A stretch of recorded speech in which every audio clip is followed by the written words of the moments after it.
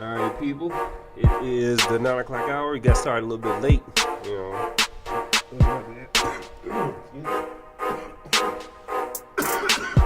Excuse me. Got started a little bit late. Just due to, there's different stuff happening. But we are here. We got our first guest in the building. We got Von T representing the Grovetown, Metro Augusta / Columbus area. Von T, how you doing, man? I'm doing good. I'm feeling real good tonight. What's going on with you? I appreciate appreciate y'all making that drive, to come down here and get on. But for all the listeners out there who's tuning in, and then for the ones who's going to tune in later, because people listen through the show throughout the week. We get a lot of listens on Sunday for some reason. But anyway, let people know what really got you started in doing music. For sure.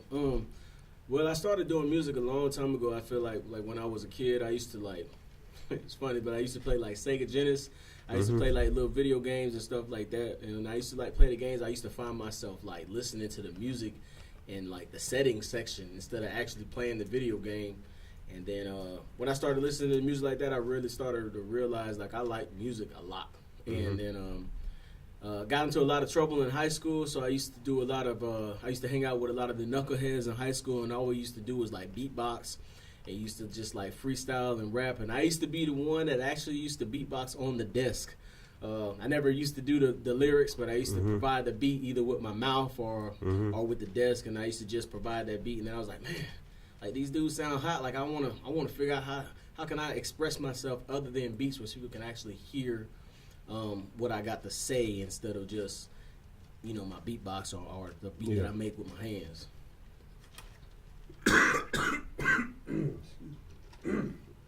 Getting over something. Yeah. I can feel you on that, because that beatboxing, being at the cafeteria and stuff like that, just seeing whatever you can come up with. Yeah. Definitely, I used to do stuff like that too. So, my love for music developed at a young age. So what really made you, step out? Because to become an artist, one, you're putting yourself out there for people to judge. And I don't know, I don't call artists local artists, because I feel that no matter what city you're from, if you put music out, it's getting downloaded, sold, whatever the case may be. If it's outside your geographical location, then you're not local anymore. So I call everybody independent artists. And then I think the word local devalues what y'all do, because the only difference, in my opinion, from y'all and mainstream or top 40 artists is a marketing budget. The talent is definitely there. And then a lot of y'all are more talented than what's being put out there. And that's just my honest opinion about that. So I'm always going for the independent artists. But what really made you want to jump out there and do that? Because a lot of people won't connect, and then most of the time when we put out music as an artist, your first fan base, or trying to build your fan base, is people that know you. So they don't necessarily show the support and believe in that vision that like you do. Yeah. So I can honestly say that for me, what actually took me to get out there was, for a long time, go back in college, I used to make beats in college, and I used to sell those to various artists, and my family was following my career really close of making beats. I used to produce beats, never had a title or a signature behind it. I used to just make beats. Because I said, back in high school, I used to do that whole little beatbox thing, and then that's kind of where I was used to. So then I started to do that, and then I sat back, and then I started to really just experiment the game, because I started to freestyle a lot, but then I used to let people hear it, and they say it was hot, but at that point in time, everybody was making music, everybody was trying to be a rapper, everybody wanted to be big, everybody wanted to be hot, and there was a lot of hot artists out there, but then they didn't have anything that stood out about them, and I refused to be an artist that would come out and not have anything that I stand for, and not have my own identity. So what I did was I sat back and I studied the game, and I studied not only the musical part of what it takes for me to be an artist, but the financial part and the political part and the promotion part of what it takes for me to actually not just be an artist, but to start my own music label myself. So not only am I the artist, I can be the CEO, so then I can promote and build my own team from within, and then figure out if artists want to mess with me or not. If they like my style, my form, then they could decide or not if they wanted to add me on their label or to add me on a track. Or if not, Symbiotic Music was gonna do what it's gonna do regardless. Yeah. But that's what it took for me to get out there. Was just like, I'm just gonna give the world what I got, and I'm gonna let the world decide. Like, I don't have to come out locally. I'm gonna come out internationally the first time out. So that's what I did. And I ended up establishing my music label and pushed my first song out through Patchwork Studios in Atlanta. And then from there, it just kind of took off from there. So. If you think about it like a racetrack, I feel like everybody's going on a racetrack that's going straight down the road. And then I feel like Symbiotic Music is its own car. And what it's doing is, instead of trying to have somebody and ask for a freebie and a promotion, what I'm trying to do is make a beeline straight into music, where I can just merge myself straight into the music industry. So what I did was I asked around, I did my research and tried to figure out what do I have to do to get my stuff on my own dime out there, so I can promote myself on the same level as somebody like Chris Brown or Rick Ross, somebody who has their own identity. When they song plays, you know that's them playing, and that's what I did.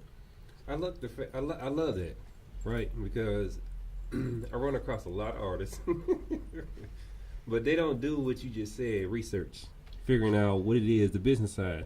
I still got artists who don't even understand publishing or whatever, and it's just a lot to the game. They're so caught up in just the recording process, and I'm like, that's how y'all get taken advantage of. Like, if you go and do your research, like, as far as black artists, Otis Redding shouldn't have been the first one to be able to keep his publishing. I'm like, but even at that time, he set precedents for everybody else that comes after him, right? What was it? French Montana was the first artist on Bad Boy to be able to keep his publishing.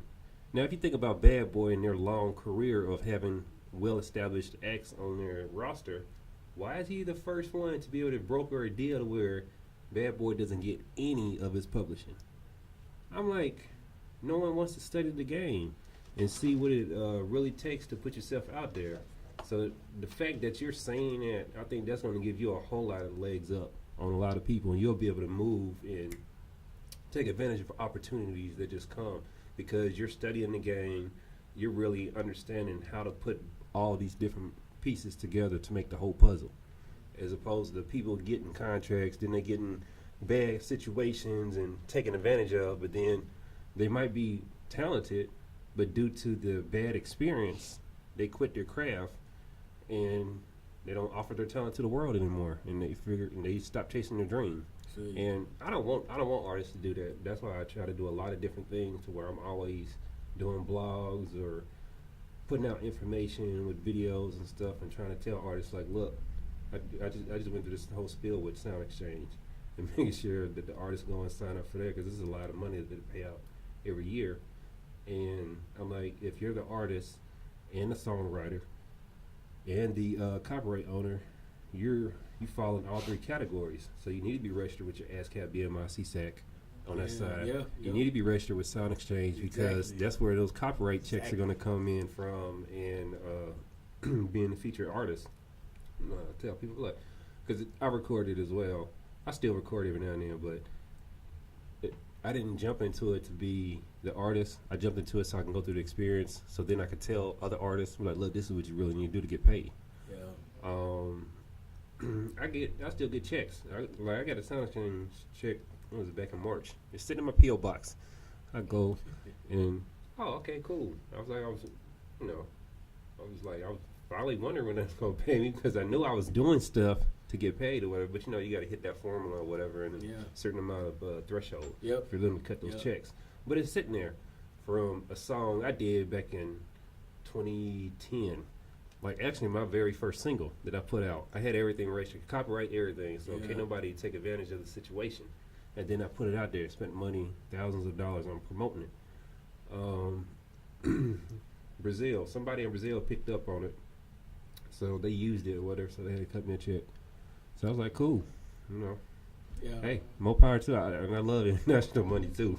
It's way better than American money. It's funny you say that, because like the company that I go through right now is Foundation LLC, and just like you said, you got to meet that threshold.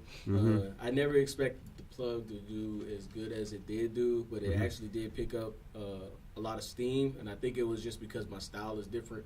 I call myself the original rap singer because I don't consider myself a traditional singer, but I also don't consider myself a traditional rapper because when I came to the music game, I kind of like doing both, and then I never know what I really want to do. I was like, well, instead of having to pick and choose about what kind of style I want, I'm just gonna make my own style. A lot of people are doing it, but I don't think anybody ever considered themselves an original as opposed to what I'm doing right here. And it's funny you mentioned French Montana because I actually reached out to him in all the Maybach music. That's why like one of the pieces of article clothing that I carry at all times is this how that I got signed by Rick Ross when I met him.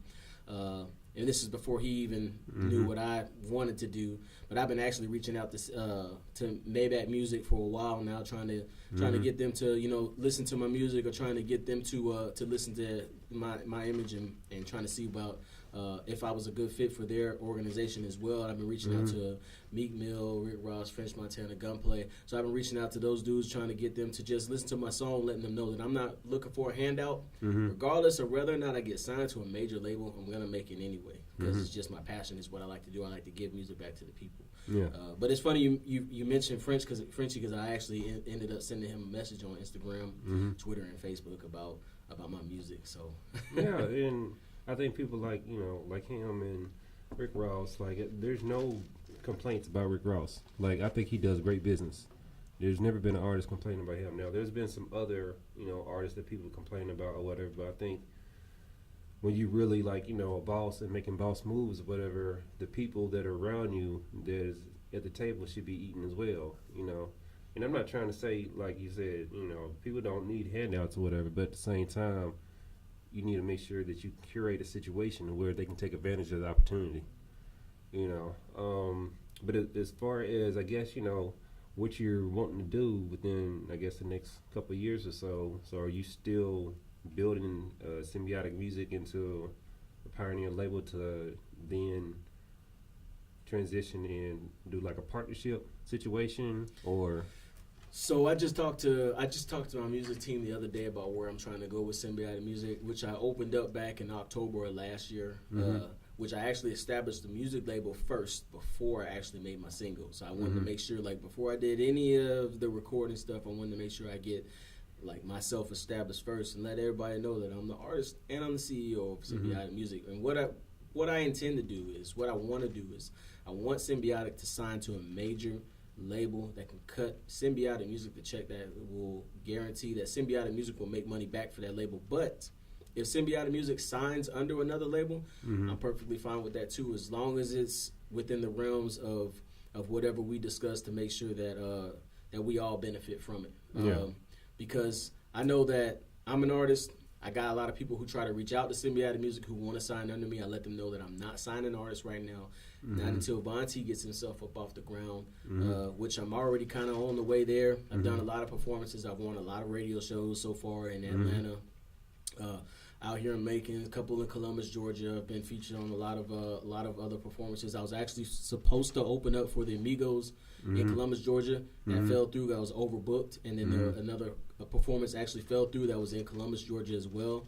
But I just want them to know that I'm pushing Symbiotic Music out. I'm done with the building stage more so, and I'm more in the presentation stage of Symbiotic Music, of just trying to get people to know what SMG stands for. So if it does get picked up, I'm ready for it to be picked up under a lower label. But I'm also ready for it to go international. So I'm ready either way, because my music is already playing internationally, just like you said about your single. The single that I have is playing internationally, and then my next one is scheduled to drop in July, and that beat is made by Cash Money AP, and a lot of people know who Cash Money AP is. I fucks with Cash Money AP. Cash Money AP made my last beat, and then I plan on messing with a lot of lower producers to bring them out of the darkness, and then I also plan on dabbling in a lot of the producers who are hot now, just so I can kind of show Symbiotic Music we just kind of bounce around. We just kind of want to get a feel of the music game. Just let everybody introduce Symbiotic Music to all of the major players in the game, and let them meet the new child of music. So okay, that's what I'm talking about. So as you've been on, your different runs and meeting different industry personnels, do they try to put you in a box, or are you identified as like your own image, own sound, or do they try to compare you to other people? Nobody's actually compared me to anybody, which I've actually been really gracious for that. Nobody's actually put my sound into a specific kind of format. Surprisingly, a lot of people say they don't know whether I'm singing or rapping, but they bob into it. They like it. So that's where I actually gathered a lot of my fan base from. I watched my Instagram followers literally go from 2,000 to 13,000 in like, I don't know, less than 4 months because just of all of the promotion that my music has been getting, and the single, the one single that I do have that's out. People listen to it. It's like, well, I don't know. It sounds like singing, but it sounds like rapping. He calls himself the original rap singer, but it's not like any other artist. Yeah. And I try to pride myself on letting people know that I can do anything now. I can my music will blend with any kind of music. It's not just tailored towards rap. I'm an artist. I'm an entertainer. So what I do is my music can blend towards rap. It can blend towards R&B. It can blend towards a country singer. It can blend towards a pop star. It doesn't matter what it is. I'm not just labeled as trap music. So to speak. Yeah, I definitely like when I listen to it. The song when I first heard it, I knew within the first 5-6 seconds. I was like, yeah, this is it. Because one. I can't put you in a box, and I don't like putting people in boxes either. But I can hear similarities when people send me music all the time. Like, yeah, you sound like Atlanta, or you sound like such and such, or you sound like out west, or whatever the case may be. I can tell who they really listen to. And with yours, I was like, yeah, it stands out. It really does. And like I play a lot. I even I downloaded it off of iTunes too, and I'd be around the house playing, and kids be listening to it and stuff like that. So you be getting played. I think part of that comes from my grandmother's side. She's Panamanian, so when I actually started to make music, when I actually came out with it, my family tells me it has like a kind of islandish feel to it, but it's also kind of metro, so it kind of sounds like it's kind of indie a little bit, but it also kind of sounds like it kind of touches roots on our Panamanian side, and that's just kind of where that whole kind of blend in the rap into the singing comes out at. And I kind of like doing that because it just kind of makes me feel comfortable. Like I don't have to be put in no box. I can just get out there on the track and just do something. Like it don't matter. Like a song come on and I'll ad-lib off it just to see what my sound sounds like, just blended into it. And I feel like if I got that gift, if it makes somebody want to listen to it and clean their house or whatever it is that you want to do while you're out there, then I feel like I owe that to the people so they can listen to it. Yeah, so. Definitely. That's what I'm talking about. So what do you enjoy like right now? Because you do a lot of stuff. So like as far as the artistic side of it, do you like the songwriting, the recording, the performing? What do you like right now? I kind of just, like I said, with the whole doing my research on it, I kind of just like the whole aspect of it. I like running my own business. I like performing. Okay. I like planning. Like sometimes my music team will get with me and they'll schedule stuff, and I have to intervene and step in and be like, no, but I really want to go here and do this performance. I actually like recording. I like planning. I like the whole thing. I just really like the whole aspect of it. I don't know what I would do if I was just a recording part of music. Like I feel like I like to have my hands inside of what's going on in the background. Do you feel the creativeness in all of them that you'd be able to bring something to the table? Yeah, yep. That's what I'm talking about. Alrighty. Well, I'm going to get into some music. Anybody out there right now, if y'all want to dial in and talk to Von T, you can do so, 917-889-8041. But, we playing these independent artists out here, and we'll be back here in a moment. All right, we're back, and that was Alexis Ayana, Get It Right, Metro Atlanta artist doing her thing. But we got Von T in the building with us, and talking about this awesome music you make. But also setting us up for, you said, an album, right? Yeah, yep. Okay.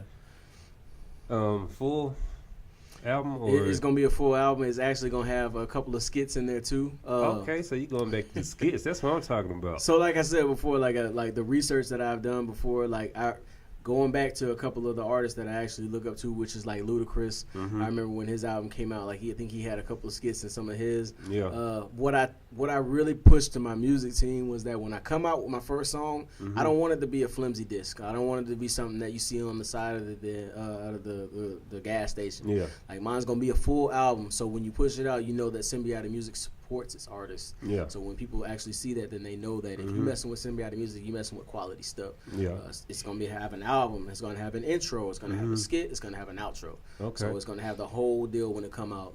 The actual album has 8 tracks, but all together it's going to be an 11 track disc that's going to be complete with the skits, the intro, and the outro. So, Okay. And this is the first full project? yes, it is. Yep. How do you feel about going through that process?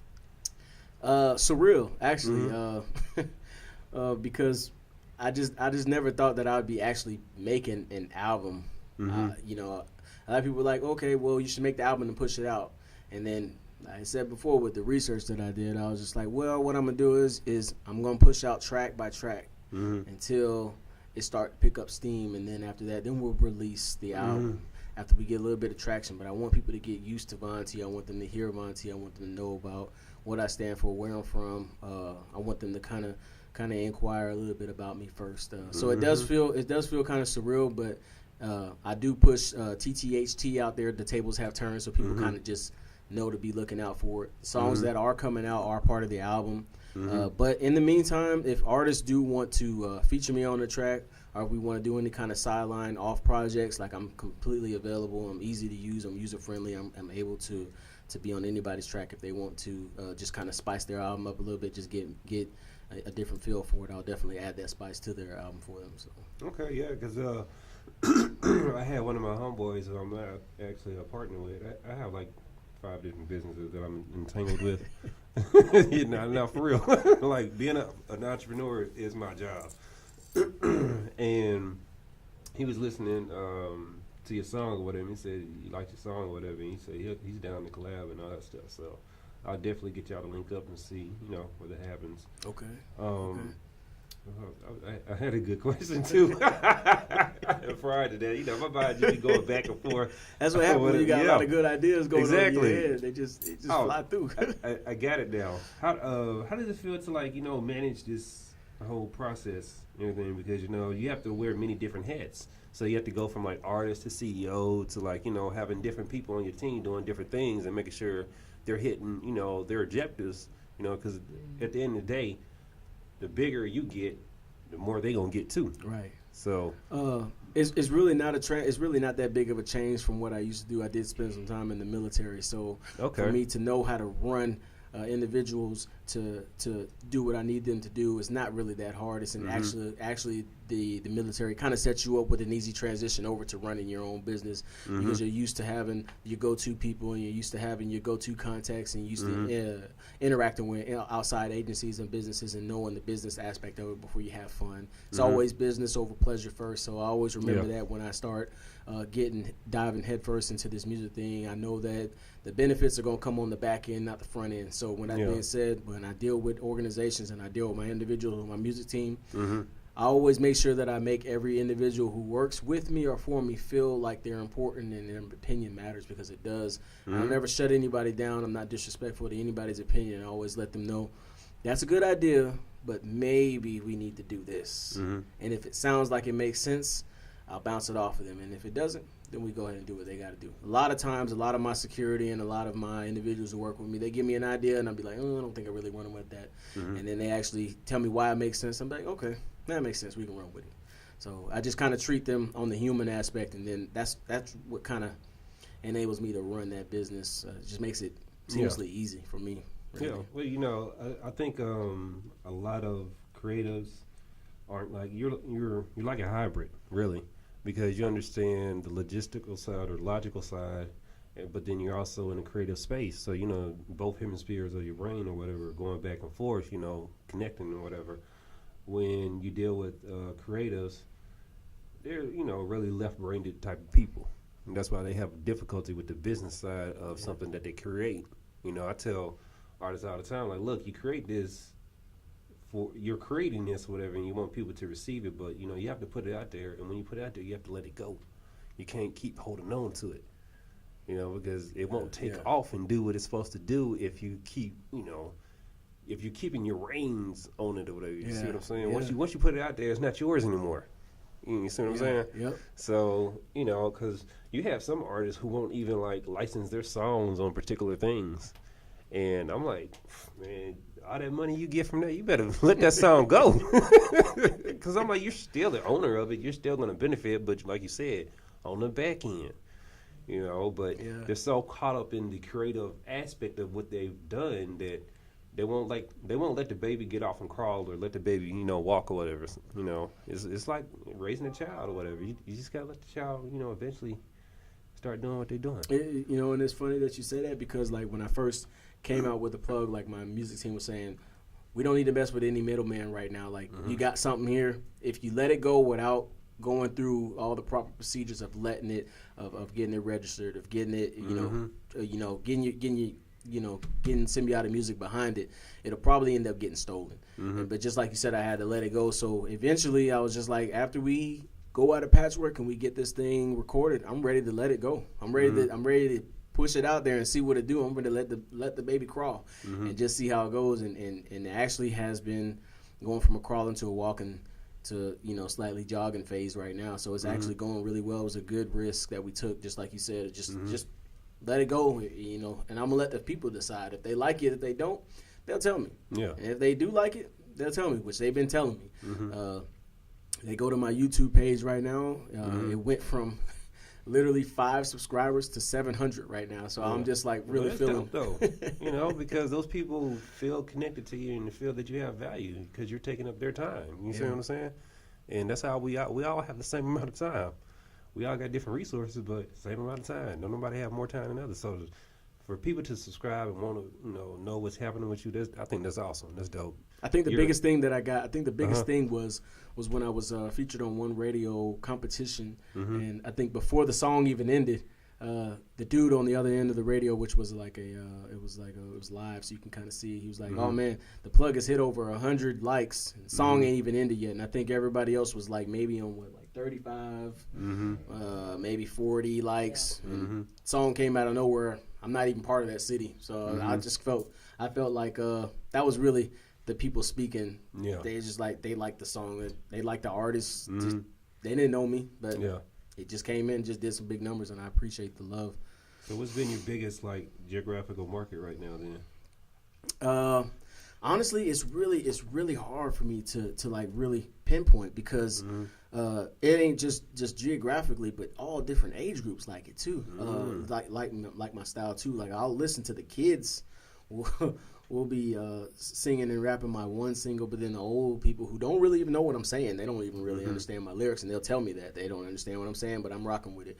They play it, but then the young kids too, even kids that are in my local neighborhood where I stay at, I cannot pull up to my house without them waiting for me in my yard, just trying to figure out when I'm going to release the next single, and it's all different kinds of races. So that's why I feel like I really, really hit my mark with just I provide music for people, not just like a specific geographic group or age group. It just it's for people, and I think when the album come out, there's gonna be a little something for everybody on there. Whether you just want to dance and you don't really know what I'm saying or what I stand for, or you actually do understand what I'm talking about. Because outside of the music rap part of what I got, I actually do have a pretty important message sometimes that I like to push out in my music too as well. So that I think anybody from any geographical location or age group can really conform to. Okay. What's been your favorite show thus far that you've performed? I would say it would have to be at an over 21 club. Okay. It was kind of impromptu. I was kind of just there, and the DJ had already had my single for some time, and I guess throughout all of the fuss that has been started with the competitions that I played, he actually just put it in, and then they gave me the mic, and I was sitting there, and I was just like, okay, this is kind of impromptu. Yeah, but the crowd was really mixed. I'm talking about we had like 40s and 50-year-olds to 27s and 20-year-olds or 21-year-olds. So that kind of crowd. Playing in that kind of club, when I kind of just did that impromptu performance, it was really like that's like my best one because it's just like kind of impromptu. I'm always ready to fire off. So okay, and you said you're getting ready to push. You're gonna drop another single here in the summer, right? Correct. Yep. So the single is called Brands, which I actually started to promote that already. It's got a couple of flyers out there on social media right now. A couple of the radio stations have already kind of just hinted towards the next single that's probably going to push in my birthday, which is July. I'll push my next single out, which is called Brands. And literally the song is literally what it's called. It's called Brands. I just talk about all the brands that are out there that I like to wear. And I just literally just had fun with this track. I just like brands of just different types of clothing lines and designs. Because I just like them. Yeah. But outside of that, we have the video to the plug that's actually going to release here around the same time. I think around mid-June. That video is going to release, and so I look forward to seeing that. that's going to be really unique the way the video is made. A lot of different shots in a lot of different cities and a lot of different places. So I just want to push that video out there so people can kind of just kind of see put the visual with the audio. Yeah. It sounds like it's going to be a dope video, and it sounds like it's going to actually match the song. Sometimes people don't record, proper videos, or they don't even do like treatments anymore. I'm like, some of these are, A lot of my video was actually shot back in my hometown. Where it just talks about the plug. I even say it in my song. People talk about showing love, but they don't give no respect. So I show respects back to my hood by not just the hood where I come from, but like the entire city. Just making different shots, and it's just surprising all the love that I've actually gotten. I actually was able to shoot part of my video at my old home that I stayed at as a kid. They allowed me to go there and shoot a part of my video on the front porch. I just thought that was amazing. Yeah, just never forgetting my roots. To be able to do something like that, that's why I'm so looking forward to this, because just by you talking about the process of the video, I know that thought went into it, and that it's going to have this good cohesiveness, and it's not just somebody sitting on the porch or whatever. I've seen these different videos where it doesn't make sense, and I'm like, come on, you just wasted money and one shot or one location. No, people want to be entertained, so invest in your craft, because this is what you're putting out there, and people are going to connect with it, and you're going to get it back. But I can go on a tangent with that. There's a lot of stuff out there that's crazy. But let people know how they can get at you, social media, or the best way to follow you. And then for anybody who wants to link up and do business with you, what's the best way? Okay, yeah. Well, the best way is to get at me is through social media. My social media is lowercase VON __ lowercase t. And then if you want to get at me on Twitter, it's at Kovu KOVU 1278. And then of course Facebook is always a good piece. It's Von T Symbiotic. You can look at me on there. A lot of people might be confused about what the Kovu 1278 means. Trust me, I get into that like a lot later on in life. I know a lot of people represent a lot of things. I have a lot of things that I represent. But if you see Kovu 1278, then that's Von T. You can get at me on those as well. For anybody who wants to actually work with me, they can get at me at kovu1278@gmail.com. That's where I actually handle the main business portion of what I do business-wise on Gmail. Gmail's been awesome at making sure that I get my image out there and working with other artists who want to actually collab with me. But if people want to get at me on social media, that's how you get at me, though. Okay, well, I appreciate you coming through. I always like to give my guests the last words. Is there any motto or mantra or any words that you would like to leave the people with? Yeah, I just want to thank a lot of people who've been rocking with me since day one. There's a lot of folks who I actually thought that was going to be there that wasn't there, which is expected. But then there's a lot of people who actually came through, who were there, support me, who I didn't really expect to be there. And so what I'm saying is you can never take anything that you get for granted. I appreciate every opportunity and every fan that I have gained thus far. And I guarantee you that when I make my music, I keep people in mind. My target audience, there's a lot of times that I've went out to the club and I don't dance. I just get a couple of shots and I just sit back and I just look at what's going to make people happy. What's going to make that person have a good day after getting off with a hard days of work. Do they want to hear something that's going to make them turn up, or do they want to hear something like Kendrick Lamar, something that really hits down into their soul? So with me making music like that, I really feel like I can tap into my sort of say amigo side Mhm. of music, or I can tap into my sort of say Kendrick Lamar side of my music and just kind of give what's gonna make you have a better day tomorrow. Okay, that's what's up. An artist who's about his business and does his research. I try to tell artists going to the club is research, it's not for fun. But yeah, definitely go follow Von T and check him out on social media. Support. You can get that song The Plug on iTunes, Amazon, worldwide, every digital platform imaginable. Yeah, go and support, and definitely welcome to come back. Anytime you want to. Right. Let me know. And hey, you can send music here. We're gonna put you in rotation. And like I said with the other station as well, definitely going in rotation. I got a new station. Was it Making Bill? Making Bill digital station. It's gonna be 24/7. So you're definitely gonna be on there. And people gonna be able to hear you there too. Sure, right. And we're gonna have our next guest coming up. Anybody out there, if y'all want to, you can still dial in now with 789-8041. We're gonna get into some more indie music. And this is